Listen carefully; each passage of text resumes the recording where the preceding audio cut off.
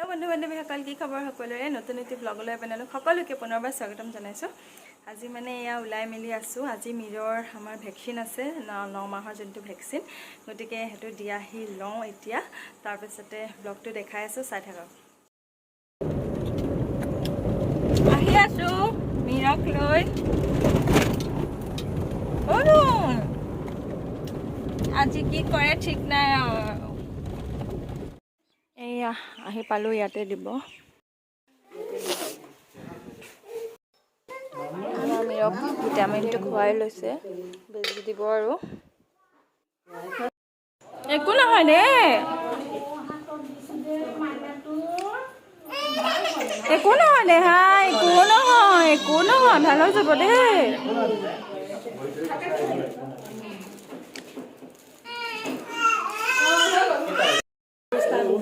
সেইটো পাব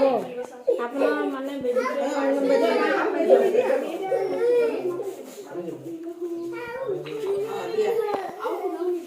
আৰু এটা দিব এতিয়া ইখন একো নাই ইমান বিষ নাই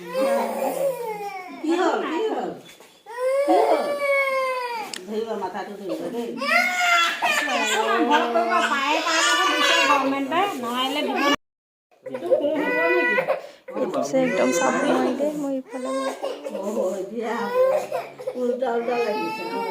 দিয়ে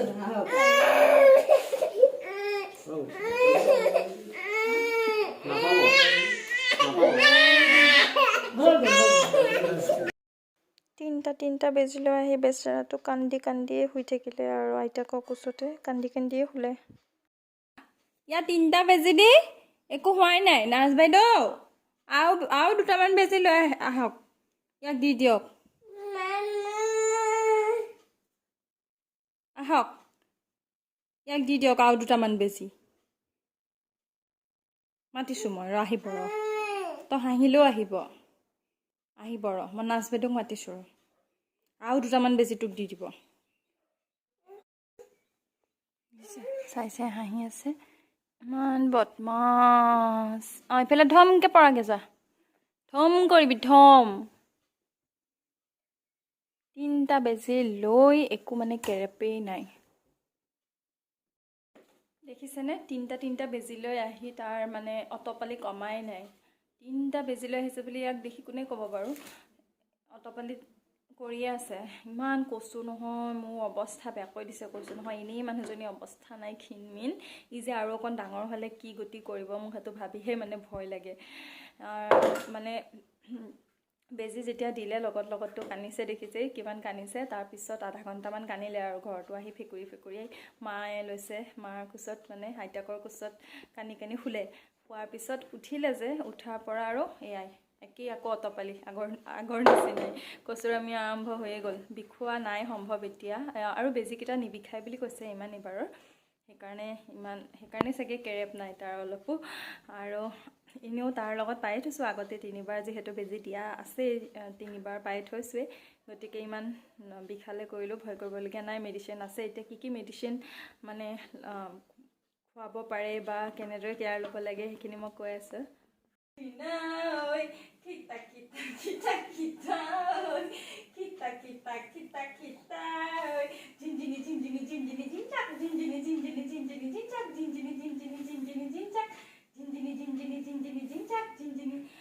oi dhina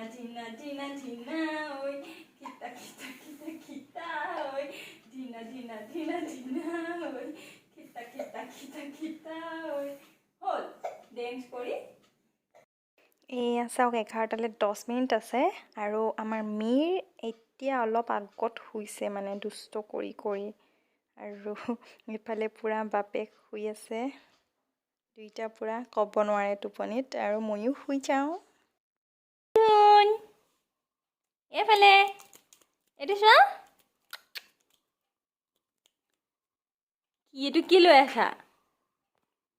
লৈ আছা মোক দিবা নেকি দিয়া না মোক দিয়া না দিছে আকৌ নিবা এইটো এটা দেখিছে এইটো এটা বেজি দিয়া জেগা এইটো হাতত এইটো আমাৰ মি দেখিছেনে কালি বেজি লৈ আহি একোৱেই নহ'লে আমাৰ মীৰৰ একদম এতিয়া গা পা ধুই আমাৰ মীৰ ফিটিং হৈ আছে হয়নে ধৰ বাই বাই বাই কৈ দিয়াচোন চবকে হাই কৈ দিয়া নেকি হাই হাই মোৰ কালি বেজি লৈ জ্বৰ নুঠিলে নহয় ৰাতি মই একোৱেই নহ'লে কালি ন মই আৰু অকণ বদমাছি হৈ আহিলোঁ এইটো চোৱা দেখা অঁ জয় জয় অকণ কৈ দেখা দিয়া চবকে জয় জয় ৰাম ৰাম জয় জয় ৰাম ৰাম নকয় এতিয়া কৈ দিয়া অঁ জয় জয় ৰাম ৰাম জয় জয় এইটো চাওক মীৰ বেজি ক'ত ক'ত দিছিলে বাৰু এয়া এইখিনিতে এটা দিছিলে হাতত এটা এইটো হাতত এটা ভৰিত এটা ন এইমাত্ৰ গাটো ধুই আহিছোঁ আৰু ভাবিলোঁ কি কালি আধৰুৱা ভিডিঅ'টো মই প্ৰথমতে সম্পূৰ্ণ কৰি লওঁ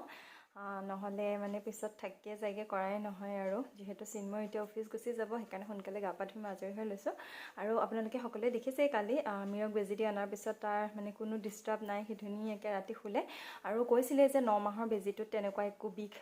বিষ জ্বৰ যিটো হয় বেজি দিয়াৰ পিছত তেনেকুৱা একো নহয় বা ইমান চিন্তা কৰিব নালাগে আৰু হ'লেও মানে খুব কম হ'ব হোৱাৰ চান্স নাথাকে কিন্তু 1.5 মাহ 3 মাহ এনেকুৱা 5 মাহ এনেকুৱা সময়তো বেবী ভেকচিনেশ্যন দিয়া হয় যি কিবাৰ মানে মীৰৰ লগত মই পাইছোঁ তেনেকুৱা আৰু বাকী তিনিওবাৰেই মীৰৰ বিষ জ্বৰ ৰাতি উঠিছে আৰু সি বহুত আমনি কৰা দেখা গৈছিলে সেই প্ৰথম কিবাৰত আৰু প্ৰথমবাৰটো এনেকুৱা হৈছিলে সি মানে বেজি দি অহাৰ পিছত মানে বেলেগ কাৰো কোচলেই নোযোৱা হৈছিলে 3-4 দিনমান সি অকল মোৰ কোচতে থাকে এতিয়া মানে ক'ব বিচাৰিছোঁ মই ভেকচিন দিয়াৰ পিছত মানে বেবীটোৰ কেয়াৰ আমি কেনেধৰণে ল'ব পাৰোঁ বেবীটোক মানে যিখিনি বিষ অনুভৱ হয় সেই বিষসমূহৰ পৰা কেনেকৈ মানে পৰিত্ৰাণ পোৱাকৈ আমি কি কৰিব পাৰোঁ বেবীটো যেতিয়া ভেকচিন দি অহা হয় তাৰপিছতে ভেকচিন দিয়া জেগাখিনি আমি কেতিয়াও মালিচ কৰিব নালাগে বা কিবা যদি ডাঙৰ কিবা ফুলি কৰি জেগাটো যদি বহুত বেছি ফুলি যায় বা ৰঙা হৈ গেঠেলা মৰা টাইপ হয় তেতিয়া আমি ডক্তৰৰ পৰামৰ্শ ল'ব লাগে বা তেওঁলোকক সুধিব লাগে কিন্তু পৰাপক্ষত তেনে নহয় গতিকে সেই জেগাখিনি আমি এনেকুৱা ভাবি ল'ব নালাগে যে মালিচ কৰি দিলে বেবীটোৱে হয়তো আৰাম পাব তেনেকুৱা নহয় জেগাখিনি কোনো ধৰণৰ মালিচ কৰিব নালাগে আমি কি কৰিব লাগে বেজি দিয়া জেগাখিনিত সদায় বৰফৰ আইচৰ টুকুৰা সৰু পাতলা কটন কাপোৰত আইচৰ টুকুৰাটো লৈ লাহে লাহে মানে বেজি দিয়া জেগাকণত আমি মানে লাহে লাহে এনেদৰে হেঁচি দিব নালাগে জাষ্ট লগাই লগাই দিব লাগে যাৰ ফলত বেবীটোৱে বহুত বেছি বিষৰ পৰা আৰাম পায় আৰু তেওঁলোকে পাতিও দিয়ে তেনে কৰিবলৈ কাৰণ সিহঁতেও বুজি পায় যে সেই বস্তুটো কৰিলে বহুত বেছি আৰাম পায় আৰু যিটো বিষ জ্বৰ হয় তেনে ক্ষেত্ৰত আমি কি কৰোঁ মেডিচিন খুৱাবও পাৰোঁ বেবীক ডক্তৰক সুধি মোৰ লগত এটা মেডিচিন আছে এইটো চাওক